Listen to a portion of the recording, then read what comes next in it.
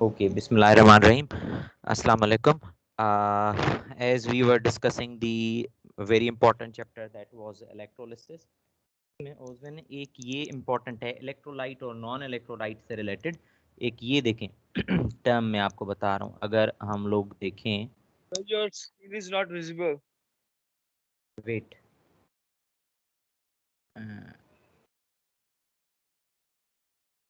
Just a minute बेटा।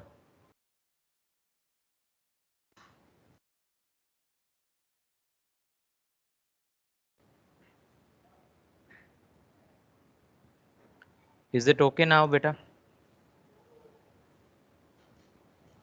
Osman? Sir, it just shows a rectangle. I'm writing on it in it. Okay, now look at here कि if the topic is does a compound or does a substance conduct electricity?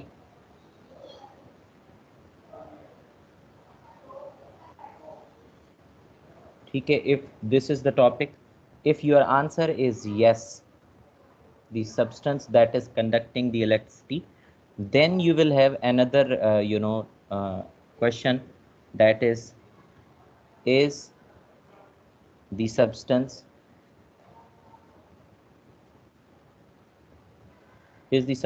in solid or a solid? क्या वो solid state में है? ठीक है, तो if you say yes, then look at here, that must be called as conductor, right? And the example for this Osman will be metals.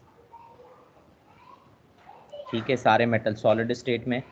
And आप लोग कह सकते हो कि ग्रेफाइट भी Sir, सॉलिड स्टेट में हो। does metal conduct electricity in aqueous solution, in a, aqueous form? नहीं बेटा, मेटल होता ही सॉलिड में है ठीक है, और उसको सॉलिड स्टेट में ही वही कंडक्ट करता है, सॉलिड में ही कंडक्ट करता है, तो there is no need to convert it into liquid state. लेकिन लिक्विड में हम लोग किसको कंडक्ट करते हैं, कन्वर्ट करते हैं आयोनिक कंपाउंड को, फिर वो एक्वस स्टेट में होके कंडक्ट करता है। ठीक है जी, तो एक तो ये एंगल मैंने कवर करवा दिया आपको। सेकेंड एंगल ओजमन ये है बेटा कि जो है does the substance conduct electricity? If your answer is no, then there will be another question like is the substance in solid? Is the substance a solid? क्या वो solid state में है? If your answer is again yes, then you will give the the final answer, that should be insulator। ठीक है, क्योंकि वो conduct नहीं करता, इंसुलेटर है। और एग्जाम्पल आप क्या दोगे? प्लास्टिक। ठीक है जी, और दूसरा है is the substance in solid state? आपका आंसर था यस, तो मैंने बता दिया। If the answer is no, if it is not in the solid state, then this will be your answer, that will be called as non electrolyte। ये ध्यान से समझना है ओजोन टर्मिनोलॉजी, फिर मैं क्वेश्चंस दे रहा हूँ। नॉन इलेक्ट्रोलाइट ये पास पेपर के एज इट इज मतलब पैटर्न पे क्वेश्चंस हैं। That will be Sir, called as non sir, electrolytes will be called as the covalent liquids। sir, मैंने ये बोला था कि जब ये डायग्राम कंप्लीट हो जाए आप मुझे एक दफा बस बता दीजिएगा, मैंने स्क्रीनशॉट लेना है। ठीक है, हाँ डन है, ये सारी कंप्लीट कर दूं फिर आप उसको कर सकें।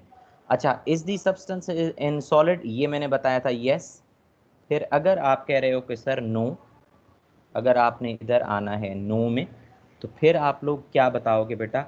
आप बताओगे, ये ऐसे बॉक्स बनेगा और उसमें आप बताओगे एक डेटा क्वेश्चन है, डिड द सब्सटेंस